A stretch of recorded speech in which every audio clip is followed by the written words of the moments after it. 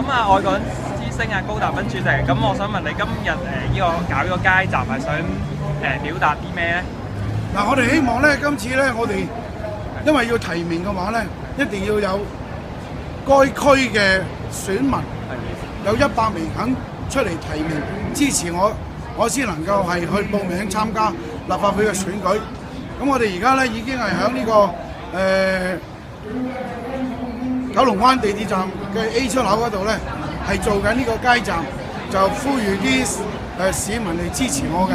咁啊，發覺個反應幾好嘅，短講個零鐘頭咧，已經有成幾十人嚟簽名提名我。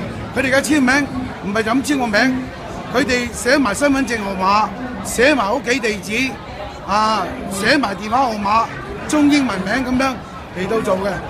咁所以根本佢哋係有誠意去幫我哋嘅。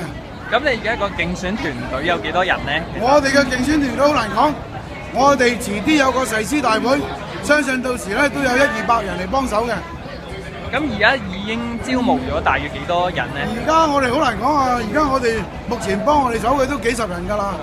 咁啊，遲啲仲可能一路增加咧，我哋估計一定係超過100人㗎啦。咁啊，除咗今日嘅呢個簽名嘅運動咧，咁仲有啲咩？嗱，我哋希望咧多啲我哋愛國愛港嘅朋友咧嚟到幫我哋手啦，因為我哋亦都唔係乜嘢政黨，亦都冇咁嘅資源，我哋所有嘅都係義務幫手嘅。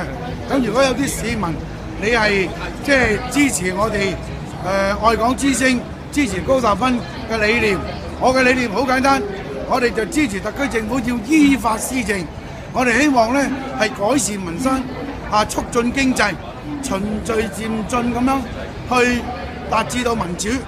所以我哋唔希望社會係撕裂，唔希望係爭鬥，我哋希望大家係安居樂業，大家係能夠係和諧相處。咁呢個係我哋嘅基本理念。咁如果有朋友係有興趣嚟到幫我哋選舉嘅，我哋樂意歡迎。